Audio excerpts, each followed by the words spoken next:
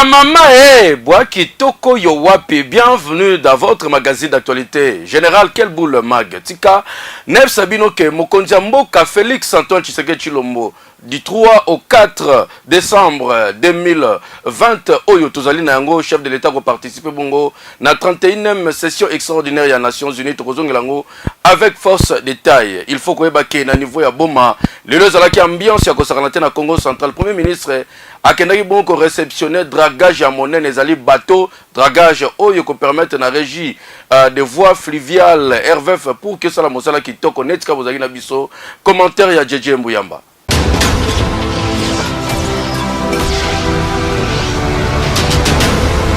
Chef du gouvernement congolais, Sylvestre Ilunga présent le mercredi 2 novembre, Kuna na ville ya Boma, pour assister na réflexion et inauguration ya nouvelle drague maritime oyo babengaka 7 na Mukuse. Acheté na fonds propre ya gouvernement congolais oyo coûté 10 millions de dollars américains. Et sengeli koyeba ke cérémonie oyo salamaki na présence ya ba autorité provinciale pe municipale nyonso ya ville ya Boma, na présence ya ministre des transports et excellence Didier Mazenga oyo a remercié chef de l'État Félix Antoine Tshisekedi pe na gouvernement mobimba ya Sylvestre Ilunkamba. Le maire de la ville de Boma, monsieur le bourgmestre de la commune ville basse de Boma, mesdames et messieurs, à vos titres et qualités respectifs, c'est un honneur pour moi de prendre les paroles ce jour à l'occasion de la réception et de l'inauguration de la drague achetée par le gouvernement en faveur de la C20. Avant toute chose, permettez-moi de rendre un vibrant hommage mérité au président de la République, chef de l'État, son Excellence Félix Antoine Tshisekedi Tshilombo, pour sa vision éclairée relative à la modernisation de tous les secteurs de la vie nationale en général et du secteur des transports en particulier. Je voudrais aussi saluer l'action du gouvernement de la République, dirigé de main de son Excellence, Monsieur le Premier ministre et chef du gouvernement, le professeur Sylvestre Ilunkamba, qui n'aménage aucun effort pour améliorer les conditions sociales du peuple congolais. Adrénaline, ils ont continué toujours comme Atamakasi, population basée en attente ya Kosaranate. Bazali kozela adresse ya chef de l'État Félix Antoine Tshisekedi nini akoloba na nation parce que batutu bazozela yango. Eza mo colonie tozo ba pété comme le roi qui bouille sans pipe ko kamwa.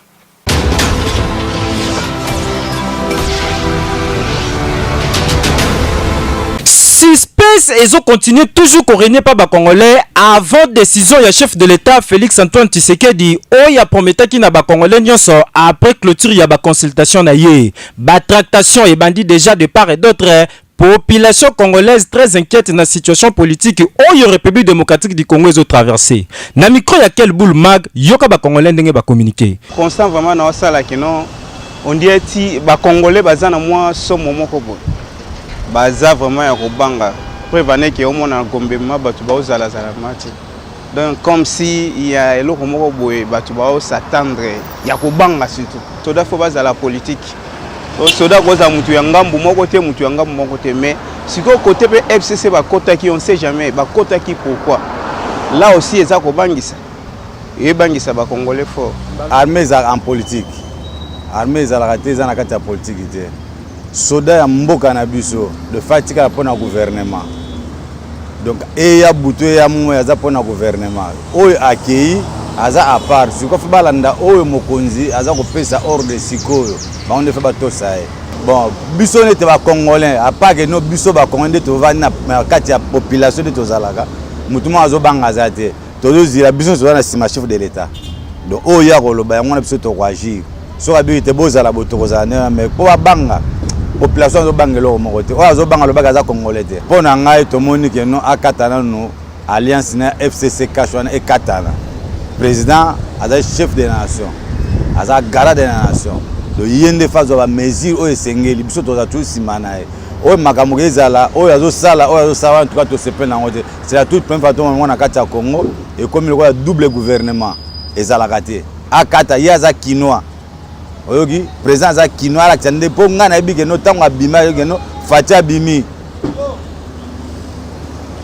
abimi to ebike akosala ndenge po ayebi ndenge to ko vivre le tozo kola donc azong sa kini ndenge ezalaka za kinois donc na obaka no za dikando ah papa biso to ba dikando pena do bana leo donc acha pena ndenge kini ezalaka kala donc to kolela ngo fort azana souci ya mboka ya peuple.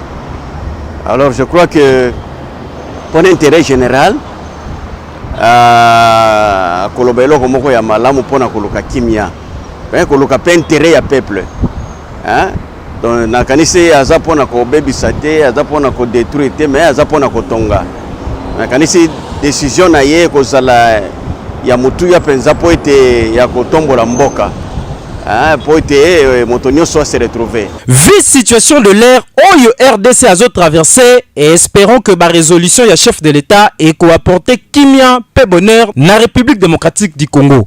Ekei Tikato rappelé bino ke mokolo lobby chef de l'État Félix Antoine Tshisekedi Tshilombo sola kibongo na la police na armée nyonso pona ko solola na bango situation mboka sur le plan sécuritaire pe position ni bakoko za na yango il faut bazala apolitique yango nezaki na kati ya centre masona bango jeje mbuyama na commentaire.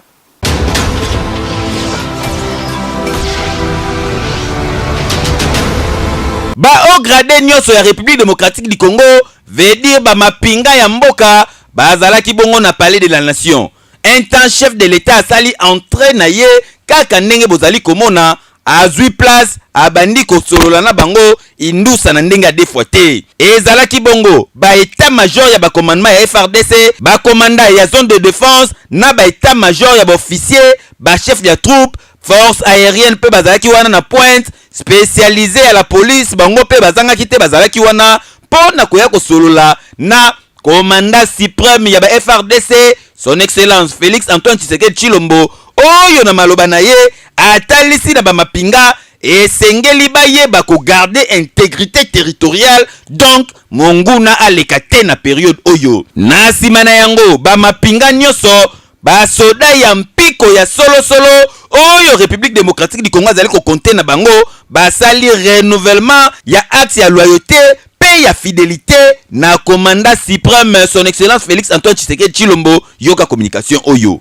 Nous, militaires et policiers de la République démocratique du Congo, tenons à préciser en ce 1er décembre 2020 ici au Palais de la Nation que conformément à nos missions constitutionnelles légitimes, demeurons apolitiques et républicains, totalement dévoués à la cause Congo. Face aux vicissitudes du moment, restons attachés aux valeurs démocratiques consacrées par l'article 187 de notre Constitution qui stipule que les forces armées et la police nationale congolaise ont pour mission de défendre l'intégrité du territoire national et les frontières. Elles participent de ce fait au développement économique, social, culturel et environnemental, ainsi qu'à la protection non seulement des institutions légalement établies, dont le président de la République, mais aussi la protection des personnes et de leurs biens.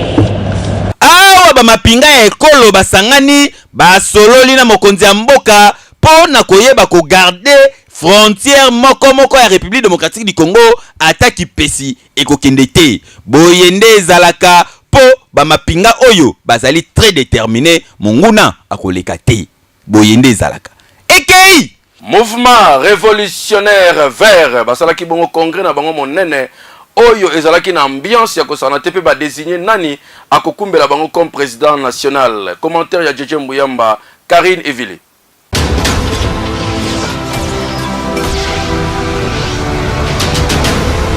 Ah oui, parti oyo ezali na souci pe yebi attente ya population yango yo.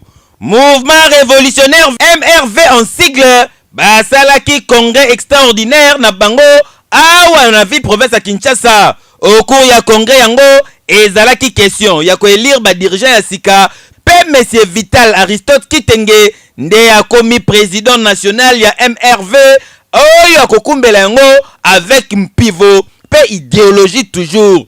Aussitôt éli, aussitôt investi devant ba cadre ya parti, ba pesi ben signe ya parti, lokola statut, règlement d'ordre intérieur, drapeau ya RDC na constitution oyo nyonso elakisi ke azala toujours aliment na makambo etali mibeko ya mboka. Cérémonie esalemaki na présence ya président fédéral ya Grand Katanga ya Sankuru pe misusu bazalaki wana avec impact pe idéologie yoka monsieur Vital Aristote Kitenge ndenge a communiqué.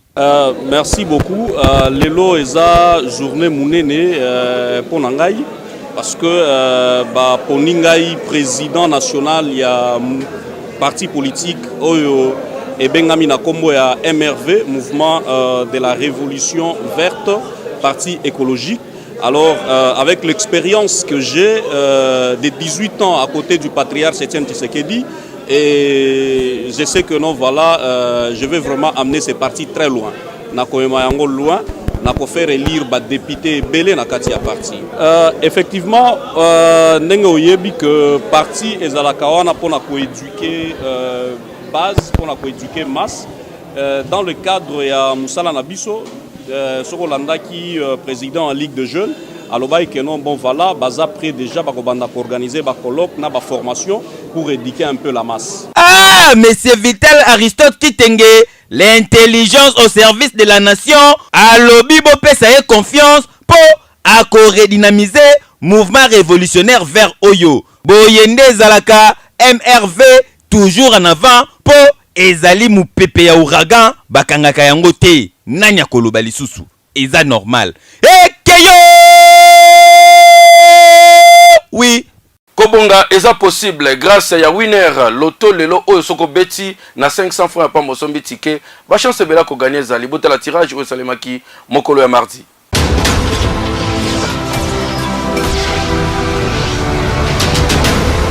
Winner.bet présente Winner Loto.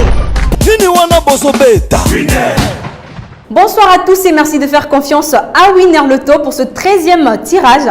Je vous apporte des sommes très somptueuses, entre autres 148 533 800 francs congolais qui est notre jackpot, mais aussi 1 milliard de francs congolais, notre super jackpot. La condition est simple, choisir 5 bons numéros sur le bulletin des jeux. À cela, vous ajoutez aussi le numéro de la super boule. Alors si vous l'avez fait, que vous êtes prêts, moi je vous dis bonne chance pour la suite.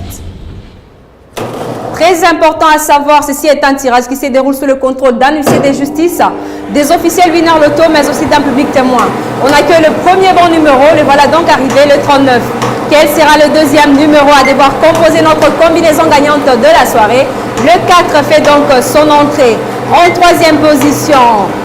Voilà donc arrivé le 41. Quel sera donc le quatrième numéro de cette très belle soirée? Je vous rappelle tout de même la combinaison de cette très belle soirée. Il fallait avoir sur vos tickets les 48.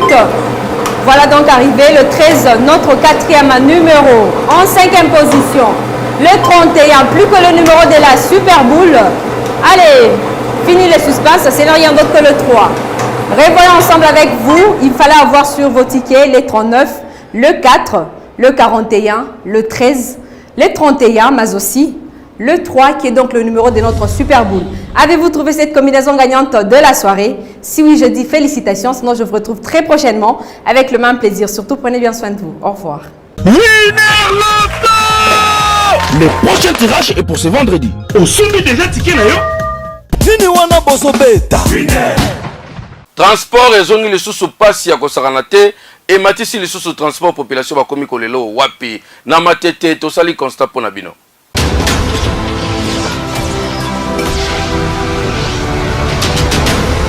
Na Kinshasa na période oyo tozali na yango transport ekomi pasi na ndenge ya kosakana te mingi na ba aire de pointe, c'est-à-dire na tongo pe na pokwa batu bakoma ko souffrir na ndenge des fois te, surtout ke ba embouteillage ya ba saute mouton ba embouteillage oyo ekoma kosala ke transport ekoma pasi pe population et souffrir. Bota la bino moko na arrêt de bus soki bokomi ezali na deux tendance moko ezali bongo ya batu oyo bazelaka bongo ba esprit de vie pokuna transport na yango ezalaka bongo 500 francs congolais. Kasi pona kozwa esprit de vie oyo okokemba na ndenga deux fois te po premier soin ezana no faut sala mulongo. Imaginez osali mulongo bisango na ezali te na espoir kaka ke un jour ekoya kaka. Okoki kobeta 2 heures 3 heures du temps na kata mulongo bispe yete. Botala ndeti ba mama oyo banda babimaki 5 heures ba sali mulongo ba telemi bakoki te ba yekotanda liputa bavandi. Ndenge moko na ndeko mobali atelemi alembi makolo alobi na bandi on a position accroupi pesi mana yango akoki te a déposer caravane na mabele. Koka moiti 9 heures bis esprit de vie pe eyete. Kasi na mupanzi bato bakokana bango mulongo esprit de vie te bakei kozwa na bango ba 207 oyo bakino babengaka bongo esprit de mort. Kasi ba 207 oyo bango lokola ba profiter na ba difficulté transport au lieu à 500 francs ba matisi transport et comme 1000 francs congolais. Kasi okopesa mbongo na se kaka ne bozali komona po baboyi na bango ba komisio na destination okoma o voilà awa opesi 1000 francs au mati opesi 1000 francs au mati kaka ndenge bozali komona. Pas question de faux têtes, pas question de cartes, pas question d'explication. Batu bazali komata moyena quelque chose. Na mopanzi tangu 207 ekendaka te kei na kwe mususu ba mama bayaki tongo bayoka kuna babeleli IEC bakimi mbangu ndenge bozali komona bokokanisa ke bazali kokima pona kolanda muyibi nzoka nde bazali kokende kokima pona kokanga place bakota na bis bakoma peli bosa 207 tango boye vusi veut dire receveur abeti bango fenta mavuba ba mama batu bakimi mbangu ya démarrer mutuka akei na ye ba mama ngoloko bakimaki na ale ba continuer même exercice na retour et pesi passe na ninga kosakana te wana nyoso ezali difficulté ya transport moto alamuki na tongo akimi bambangu tanga okoma bureau akomi konimba to petanga okoma bureau moto ki solo na ndenge kosakana te yoka communication neve betu na matetawa transport ya kokemba 1000 francs to ninga ngote sera mupuse ka 1000 francs panga bien no ke futa 1000 francs ndenge ni awa IEC bakomba demi terrain 7e bakokoli ba compagnie na 7e dono compagnie bango te IEC 1000 francs awa pili bazwi biso koto ke tikuna 1000 francs na ndenge ni transport vraiment arrangé tozo kokate tozo ngumela na bare toke misala mama 8 9 peut-être moko ke misala kuna mama kama le balabala kama kuna lo futa en tout cas gouvernement la biso atele pesa transport ndenge tozomona transport ekomi pasi ba demi terrain transport ekomi 1000 francs si longtemps tomona baobelela 1000 francs na misu ya policier aza na bagent de l'ordre baali bazokanga te mais likambo ya kashi ne biso population tokomi mal à l'aise mais toza mpe mal à l'aise na mamba transport lelo bachargeur bamobelela 1000 francs transport na 500 eyalaka te tolamuki banda 6 heures totemi na bare jusqu'à présent 8 heures ekutela biso banda bademi terrain kaka bademi terrain mais course normale eza te parce que gouvernement ezolandelaka mamba kashi ne bongo sikoyo biso bapetit peuple transport tosala ndenge nini bakonzi ya mboka surtout gouverneur ya ville province ya Kinshasa papa yo mto fixaka makambo etali prix ya transport na ville ya Kinshasa meka kotala nanu situation oyo ministre ya transport meka ko réfléchir ndenge nini ozongisa bali na Transco na marge po population mikolo yo bazonyokwama awa nanu kutu effervescence ya makambo bona nino ne bandite eza déjà boye et bon so to komba les 15 ba les 20 ti ba les 25 c'est que ekozala vraiment terrible et normal te Kinshasa mutoke ni musala déjà toki pa uti owele ya mutuka ekei respect à mort na République démocratique du Congo pourquoi ils alakate na ba cimetière na biso na cimetière ya Kingapio déjà etonda mais ti lelo bazo continuer kokunda bato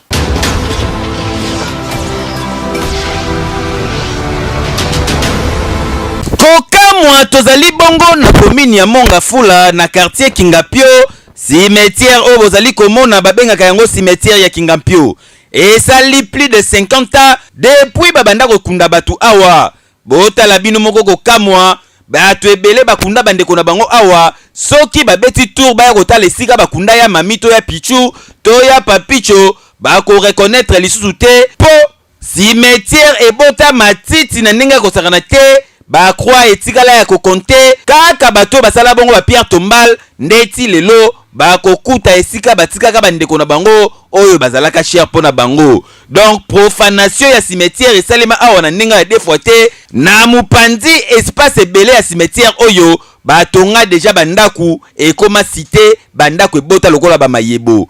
Kokamo ezali ke ti lelo bato bayaka continuer kokunda batu ndenge bozali komona ba jeune garçon oyo basalaka awa bazali kochumola kasi awa bachumolaka mulai te po kanangi okotuta cercueil mususu bakundela mutu awa. Imagine eta ya cimetière oyo bota la bureau administration yango yo eza na kiti te eza na mesa te ata papier moko bazalaka na yango te awa esalimaka kaka de bouche à l'oreille yoye osololi o négocier o futi bango mbongo sima na yango bakelakisa espace bayebisi yo chumola awa okunda ndeko na yo botala bino moko ba administrateur ya cimetière oyo bavandi likolo bambu likolo wana batie mandalala po bakota moi te kokamwa kasi na mbula babetaka tula mwisi ya zaza ndeko oyo azali kochimola boye kombo na ye zaula veut dire akotisa 1000 esprit abanga keloko te po akutana na makambo ndenge na ndenge mukolo mususu akochimola boye krana mutu ebimi mukolo mususu akomeka boye liboko akubela na yango amesana na yango abongo yoka communication. Mais na ebite bandeko na biso soki bakenda kotala bato ba le premier hôte soki okoti na kati ya oluka même place okunda ndeko nokoyeba te matiti donc ebota ebele okoyeba kuta te siko okunda ndeko na yo en plus erosio ezoya lisu ya makasi ya monene place wana na ebite soki ebukani ya bacercueil ebanda kokitakita na se. Bakonzi ya République démocratique du Congo esengeli komeka kotia nanu ordre na makambo etali ba cimetière oyo tozalaka na yango mingi na Kinshasa po profanation exali na ndenge ya defwa te respect ya ba mort na ba cimetière ezalaka lisusu te soki réellement bokangi ba cimetière boye ba ko respecter espace o batikaka pona koboya profanation eza esika bato bakundaka bandeko na bango baoyipe koya kotala bango kobongisa mo esika kasi ya Kinshasa lobi lobi komaka ndaku lobi lobi bakomokunda mususu likoya mususu alaka nini yango ekei na kampeme na badara impact akosana te bikedi ya mbiji ya kokalinga kuna na cadre ya petit déjeuner na tongo souci ya kolongola goût ya frite baliaka na bango bikedi ya mbiji.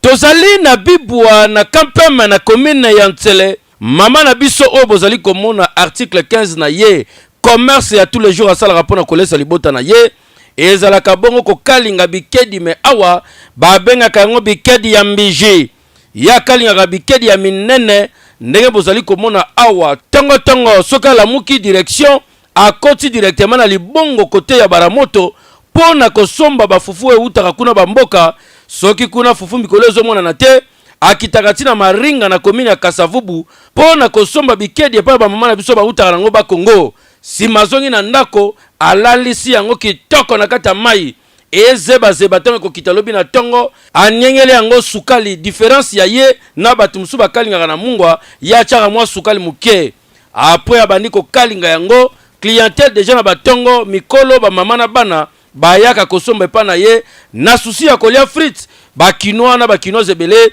bakoma na bango kolia bikedi awa babengaka ya mbiji modèle asalaka mosala na ye na micro quel boule maga communiquer natanga yango na mai nalalisi na mai na ntongo na longoli yango na mai nalalisa yango na mai ya mungwa na ntongo na longoli yango na mai alinga bandi kotiaka sani natie sukali avala badukani alinga yango na nzula bandi kokali nateka yango mutu so ye ya 1000 francs ezali ebanda na 100 francs mata ya 200 eza ya 300 ezali ya montagne osi yo lingi ezali omoni bikedi oyo ndenge eza boye na bamboka mingi ebande kozala soki balalisi yango na mai na tongo bakomi kobabika yango likolo ya mbabola ozobalola balo ezosika mwa muke na nguba ezaka na impact akosaka na te suka na seben mais awa lelo na kin bato badevelopa misusu bamwa kata yango ndambu bakweisi yango lokola frite ndenge mama na biso azobeta yango systeme ya mvrak bikedi ya mbiji kotoyo na kampem mobimbo yo wapi eke yo réalité Kinshasa yango yo. Visiter Celi Safari Zongo ezali cadre moko kitoko paradisiaque bo se retrouver en famille détente pour na bino ba diaspora so boye na Congo boya pe na Congo central bokomona ba merveille kitoko shit ya Zongo.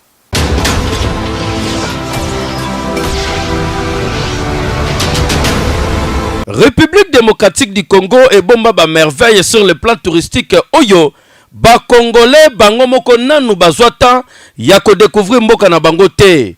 Awa tozali bongo na territoire ya Kasangulu na secteur ya Luila na village ya Matanda. Équipe ya Kelboul Mag kitaki bongo na Seli Safari Resort shit ya Zongo pour na ko faire découvrir bino ba merveille ezalaka bongo awa. Papa, maman, ba étranger, ba congolais, ya diaspora partout. Bokoki koya ko pema koleksa ba moment ya détente ya kitoko. Awa na kati ya Seli Safari ya Zongo. Okokuta ba logement ya ndenge nyonso. Ba résidence ezali, ba chalet, ba pavillon, villa, ba tente. Awa nyonso ezali par rapport ya catégorie ya ba moyen ozali na yango. Ba distraction pe ba détente ezali ya ndenge na ndenge.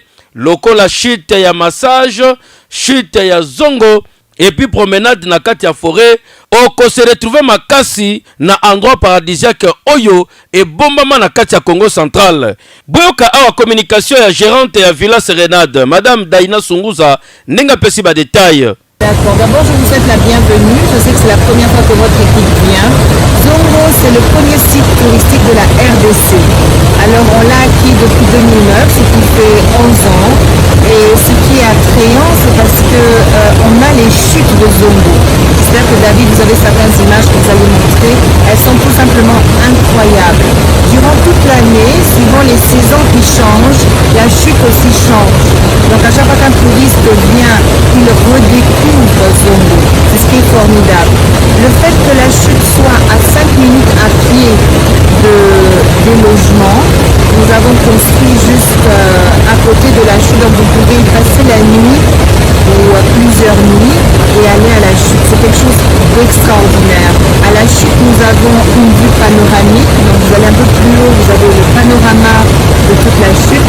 Vous avez la chute de près, quand vous allez, vous découvrez la chute juste en face de vous. Et quand vous émettez des sons, quand vous criez, on veut croire que la chute vous déverse sa pluie et c'est tout simplement extraordinaire.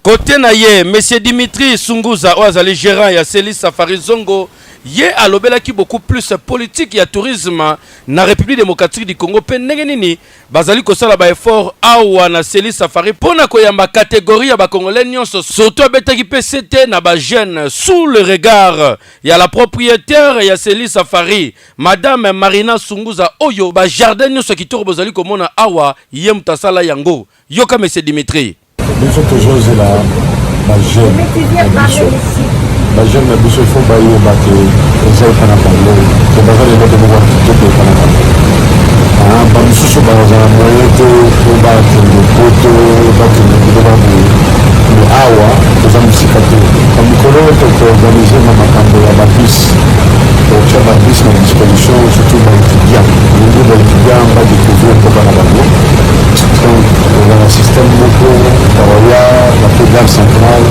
bafuti moyo classe baéconomize bafuti bayo tosali bango prix moko ya kitoko mpenza baya balali bie moko bafandi pemena moto basakali na piscine bato otala chute ya masale basepeli epui bazongi olingi tofa découvrir congolais mboka na ye akeye ndenge salemaka awa na kati ya Seli Safari Zongo chef du personnel Monsieur Pindi a communiqué boye ezala bakilia mosusu oyo ayeye moko azosala choix sur place non ndenge nazwa résidence donc résidence eza ndako oyo eza monene eza na double chambre donc 2 chambres et puis salon na cuisine donc biloko nyonso mpe eza na kati soit okoki kocommande sur place epai na biso tout comme okoki koya na biloko na bino moko bosali cuisine na kati eza na balcon tout ça vraiment balcon moko bien yango bengi résidence villa mpe ezali na télévision na kati télévision avec Canal Plus.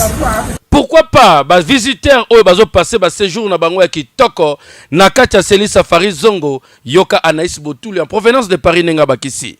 Alors ce fut une très bonne expérience à Zongo. Je reviendrai, c'est une certitude. Tout ce qui est question de verdure, activités, que ce soit les chutes, les cascades, c'est une expérience vraiment inoubliable à vivre, surtout dans le pays qui est la République démocratique du Congo. Ndeko congolais, ndeko kinois. Olie ofutaka mbongo ebele okenda kosenga ba visa bazopimela yo pour kende ko visiter bamboka bapaya Tala Bijou, endroit paradisiaque yangoyo awa na Congo central kaka eza musikate oye okosepela na shita zongo shita massage kitoko yo wapi Célie Safari ressort ya zongo nde meilleur endroit pour na se détendre ba séjour na bino pourquoi pas mariage lune de miel awa même anniversaire wa mobimbo yo wapi boya ebele bokosepela keyo oui merci. Quel boule maga mokolele silibotika na kimia. Ba mama boa kitoko yo wapi oza na poso komela biso benga biso numéro oza na se logo na biso ne place ko contacter biso pour na promotion na même toza na mikili ya poto yeba ke tokolobela yo bakotala na YouTube pe na Kishasa to le Karabongo na ba chaîne ebele bakoyeba makambo zali kosala. Merci. Bye bye.